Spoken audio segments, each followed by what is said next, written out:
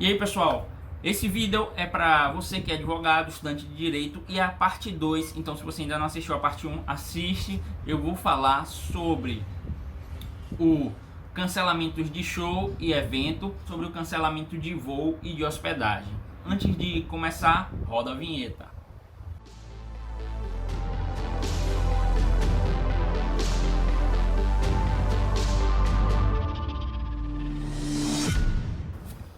Então, pessoal, no vídeo anterior eu falei da medida provisória 948.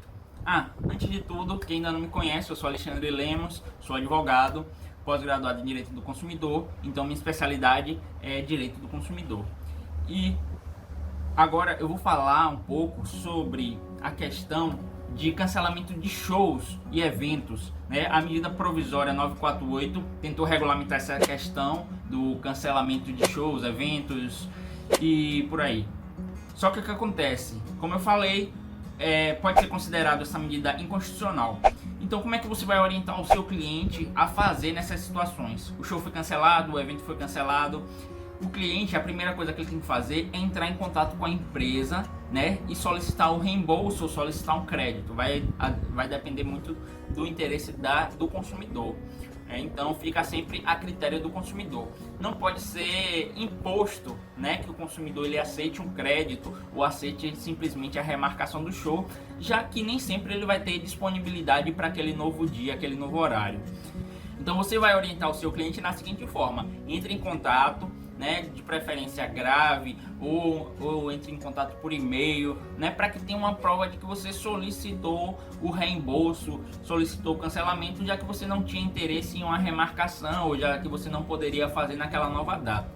E aí, se houver a recusa do fornecedor, aí sim o cliente, né, no caso o consumidor, seu cliente, ele vai poder ajuizar a ação. Então as provas são importantes para comprovar que ele tentou resolver a situação extrajudicialmente, mas a empresa não quis resolver. Esse período de pandemia é uma situação de caso fortuito ou força maior, mas o risco do negócio ele continua sendo da empresa. O consumidor ele não pode arcar, né, com esse prejuízo. Quem tem que arcar, infelizmente, é a empresa, né? Faz parte do risco do negócio. E a segunda situação que eu quero orientar vocês como proceder em relação a cancelamento de voos e cancelamento de hospedagem. Preste bastante atenção. O cancelamento, você tem que verificar primeiro quem foi que pediu o cancelamento, se foi o consumidor ou se foi o fornecedor. Então são duas situações totalmente diferentes. O fornecedor, quando ele informa do cancelamento do voo ou informa do cancelamento da hospedagem, ele tem que devolver o valor completo ao consumidor, né? Ele pode dar um crédito se o consumidor aceitar, mas o consumidor ele não pode ser obrigado a aceitar aquele crédito.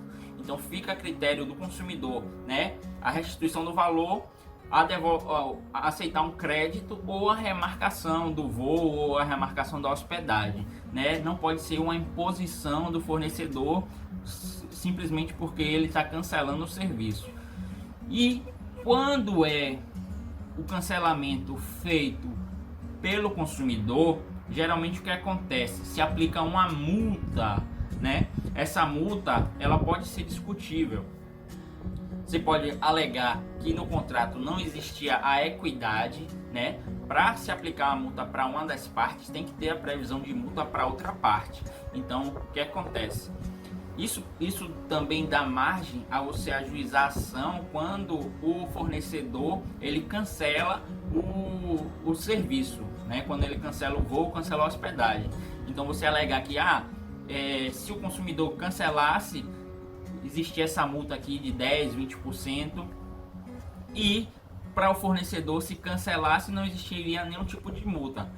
Geralmente, sem ser nesse período excepcional de pandemia, os juízes eles condenam as empresas por dano moral, né, se ocorrer um cancelamento desse, né, e a pessoa não for restituída ou simplesmente tiver algum prejuízo, né, ela estava no período de férias e teve o cancelamento. Pode ser que nesse período de pandemia os juízes eles não entendam pela aplicação do dano moral. E vamos dizer que seu cliente que solicitou cancelamento, já que está nesse período de pandemia, não teria condição de viajar, e a empresa ela quer aplicar uma multa. Primeira coisa é tentar negociar isso, né? Ver se tira essa multa justificando na questão da pandemia.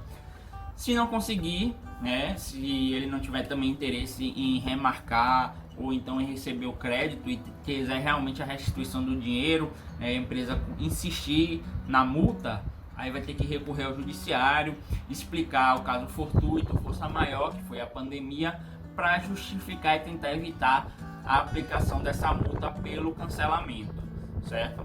E aí você vai justificar dessa forma que eu informei, e pode justificar também na questão da equidade, dizer no contrato não existia previsão para o fornecedor, né? Então também não pode existir previsão de multa para o consumidor, né? O contrato tem que ser equitativo.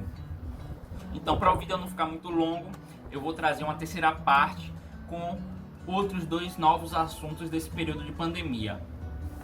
Vou falar sobre a falta de água ou falta de energia elétrica nesse período de pandemia e sobre aumento abusivo de preço e limitação de preço. Então, se você ainda não é inscrito no canal, se inscreve, deixa o like, compartilha esse vídeo aí que vai me ajudar a crescer o canal e vai me incentivar a trazer novos vídeos. Agradeço, espero vocês no próximo vídeo. Valeu, tchau!